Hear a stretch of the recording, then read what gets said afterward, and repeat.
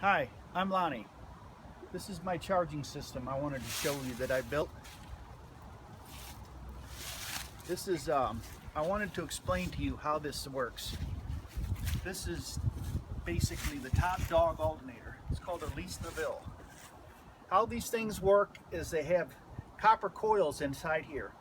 And it has to work on a fully charged battery, like 13 volts. So you can call this electromagnet. Let's call it power magnet, 12 volt magnet. So what we do is we charge this battery, this AGM battery right here, has to be fully charged to release the power, like we're jump starting a car. This is what I've made is it's a flywheel, 11-pound flywheel.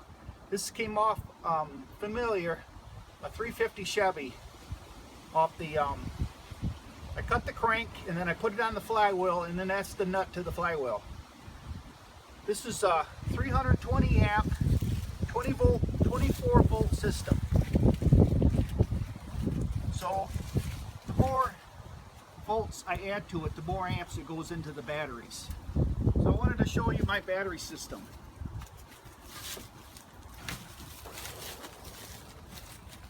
This is 6 12 volt AGM batteries. This is a slide out tray and it locks in and locks out. This is a voltage meter that can tell me how accurate my meter is up there. And did you notice the all the negatives and the positives are they're going to one sequence. Now you may see high amps voltage going through there, but that's divided into 6. So if you see 200 amps going into that cable, this means about 30 amps going to each battery, so it's not overkill. This is a 3,000 watt pure sine wave inverter. It's for good computers. It won't hurt them. This is where I can plug in a generator. And this is the inverter plug that will go into this transfer box.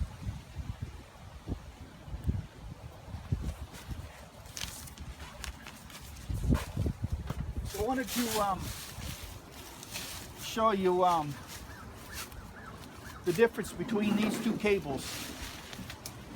This red one is for 1,248 wire strands, and this one has 3,300 wire strands. See, amp is not carried by the diameter of the cable. Its power goes to the fine wire. It does not carry, very little carries to the center of it. As you can see there, this cable is very flexible. So this is the choice that I chose. In 2008, I built an electric car. This is what got me into this stuff.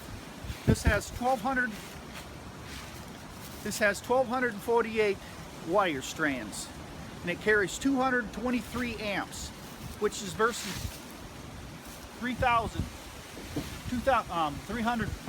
amps. This orange one, which this one has the better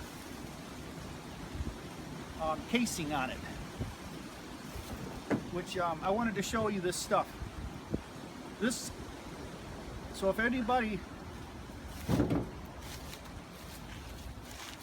so what we do, this is an amp gauge, and this is a laser tachometer, which I can tell by the RPMs of this engine. It's 3 to 1. This engine can turn up to 3,600 RPMs, which turns that alternator up to about 11,000.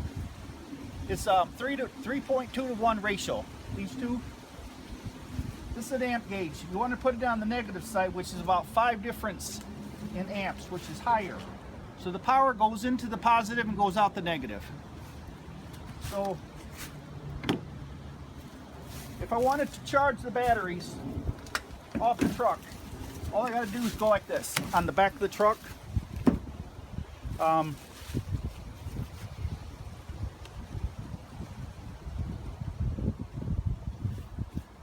Let me show you. There's a conduit that runs through the frame all the way up to here.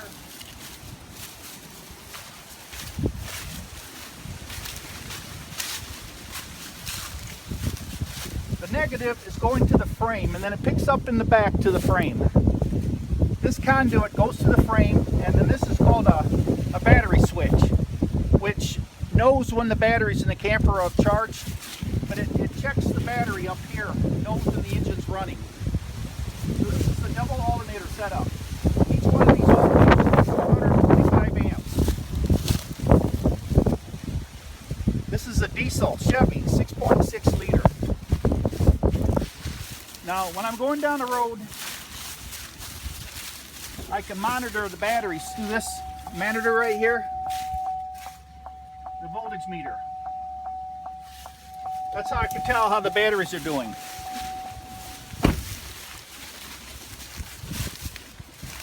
All I'm going to do is start this thing up, and I'll show you how it works.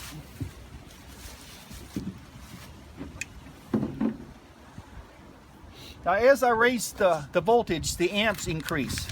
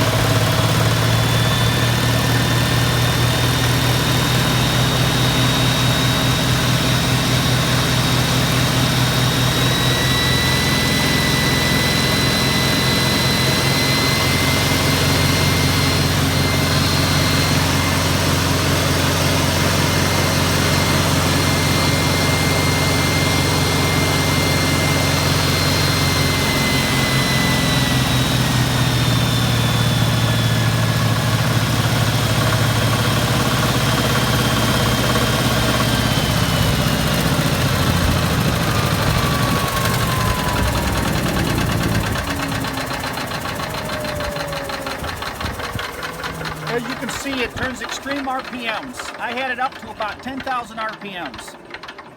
So I'm holding this decompression. It holds the valve down so it doesn't jerk, because it's such a 20-to-1 ratio compression. It will try to loosen this nut off if it starts doing this. So this is my charging system. Trying to think, this is a voltage regulator which can jump up, but we don't go to 24 volts. As we climb to 24 volts, it would increase the amps. That's how we would get total of like 1100 amps. No, it'd be 11,000 watts if you want to take it into the watt world. This inverter will run the air conditioner and the refrigerator, and it has a surge of 6,000 watts. This truck will handle it fine through this cable, but any loss in amperage, I can up it right here, just up the voltage, and any loss of wattage will happen. So if you got any questions, I will answer them. Thank you.